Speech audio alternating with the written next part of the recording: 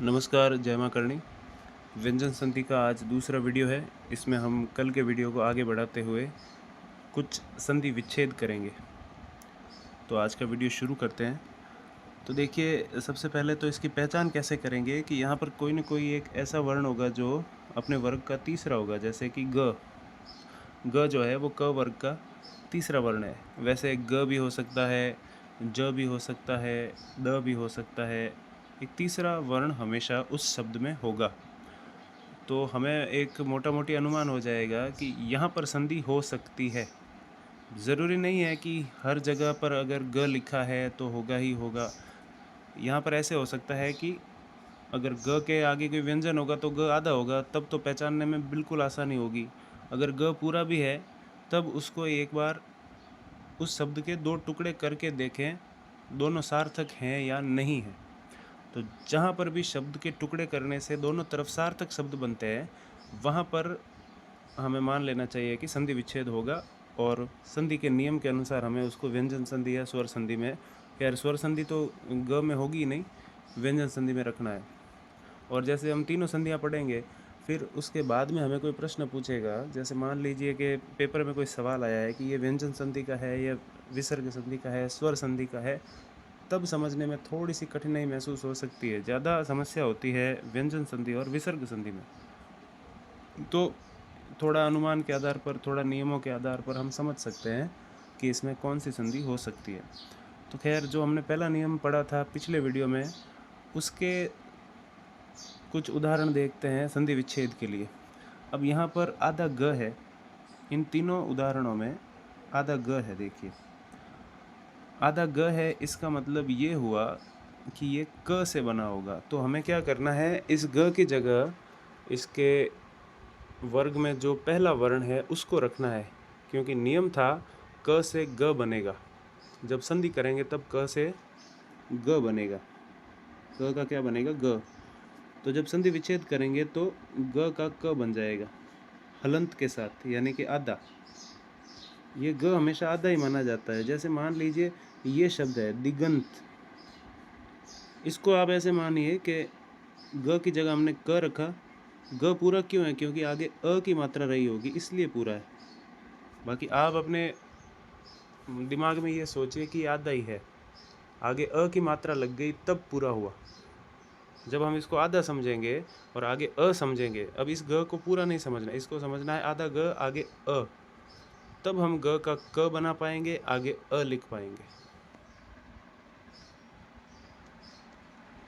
दिग्देवता शब्द को देखते हैं। दिग का करना है हमें दिक क आधा, आगे कुछ नहीं, जो भी लिखा है उसको एज इट इज लिखना है, दिक प्लस देवता। ये इसका संधि विच्छेद हो गया। अगला शब्द है दिग्व्याप्त।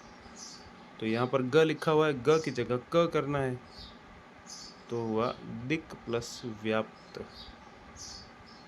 देखिए, यहाँ पर तो ग आधा ही है, लेकिन अगर मात्रा आए, जैसे अ की मात्रा, आ की मात्रा, तो ऐसे माने कि मात्रा से अलग करने के बाद ये ग या ज या द या फिर ड जो भी है वो आधा है। दिक दर्शन का क्या होगा, ग की जगह क करना है, ये रहा दिक, ये रहा दर्शन।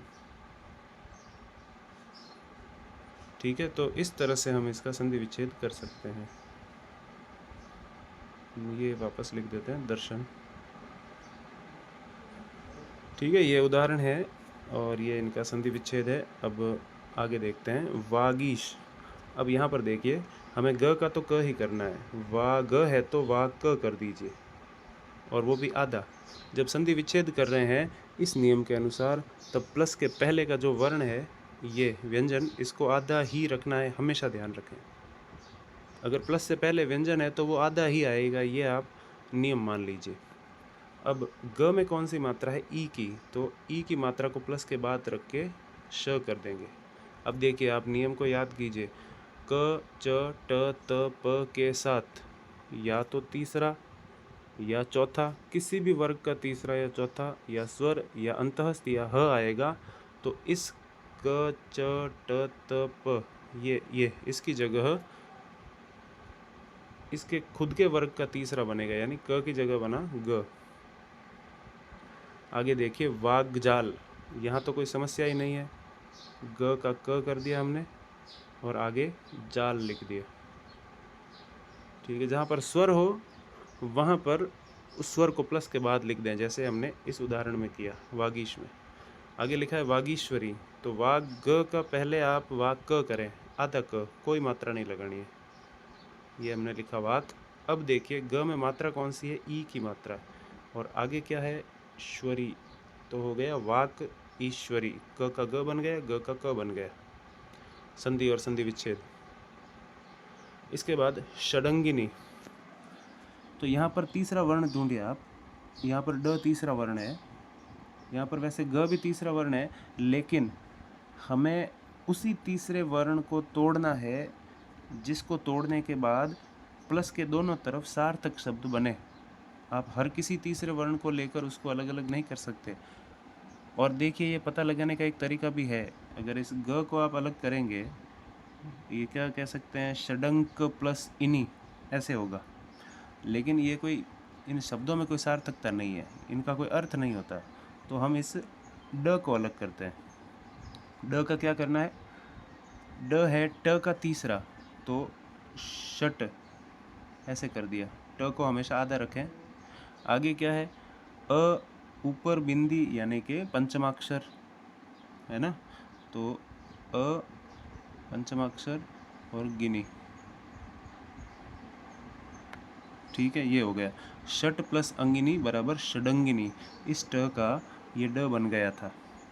षडायतन, उसी तरह ड को ट कर दें, ट में कौन सी मात्रा है, आ, फिर य त न, जो भी है।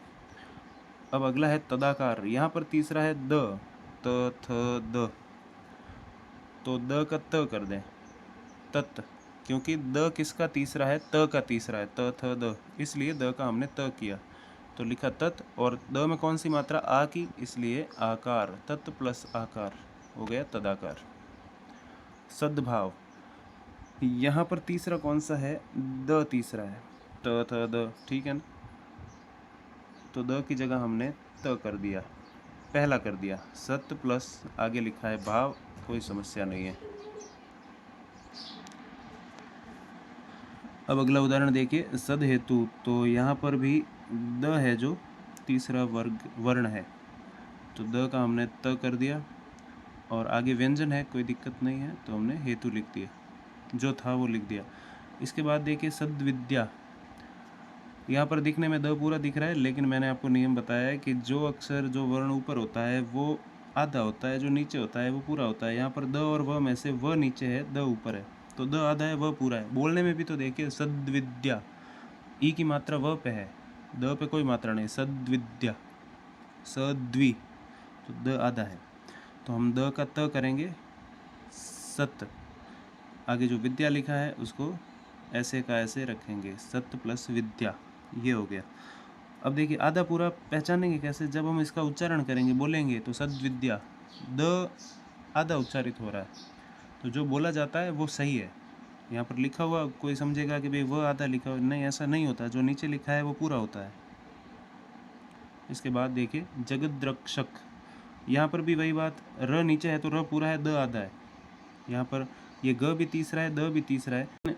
इस ग को अलग करने से दोनों तरफ सार्थक शब्द नहीं बनेंगे, इसलिए हम द से अलग करते हैं, तो ज ग, हमने यहाँ पर द की जगह त कर दिया, क्योंकि द है जो त का तीसरा है, ये होगा जगत।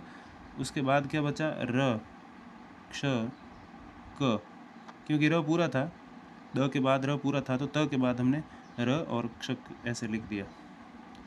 जगद आचार्य, वही बात, यहाँ पर द लिखा हुआ है, द पर आ की मात्रा है, तो द का तो पहले हम त कर देंगे, एक मिनट एक्सक्यूज मी, द का हम क्या करेंगे, त, ये रहा जगत, आधा ही करना है। अब क्या करना है, जो मात्रा है उसको आगे रख दें, आचार्य, ये हो गया जगत प्लस आचार्य। उसी तरह जगत गुरु, यहाँ पर तो द आधा ही है, तो जगत प्लस गुरु, ठीक है, ये हो गया इसका उत्तर, जगत गुरु का जगत प्लस गुरु। क्योंकि ये द आधा ही है वैसे आगे व्यंजन होने की वजह से। अगला उदाहरण आप देखिए,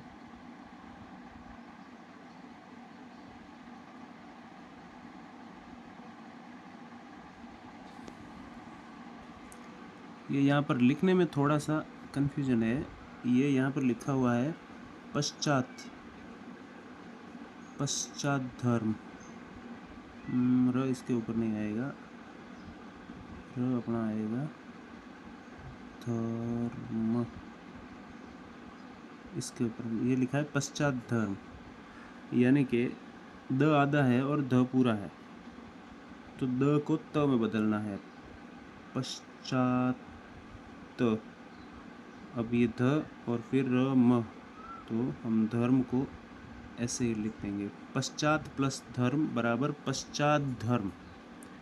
उसके बाद क्या है, विद्युद्वेग, यानी कि जब द है तो द का त करना है, कोई बात नहीं, विद्युत त हलंत प्लस वेग, विद्युत वेग। और आगे लिखा है पोद्दार, इसमें भी एक द आधा है एक द पूरा है, तो जिस द से शब्द को अलग करें तो दोनों तरफ सार्थक शब्द बचने चाहिए, बस ये ध्यान रखें आप। पोत, पहले वाले द को हम त में बदल देंगे और दूसरा वाला द वैसे का वैसे, पोत प्लस दार, ये प्रत्यय है दार, पोत प्लस दार बराबर पोद्दार, इस त का परिवर्तन इस द में हो गया। ठीक है, तो मेरे ख्याल से पहले नियम के जो संधि विच्छेद थे इतने काफ़ी हैं, और अगला नियम हम अगले वीडियो में पढ़ेंगे। तब तक के लिए आप सभी को बहुत बहुत धन्यवाद।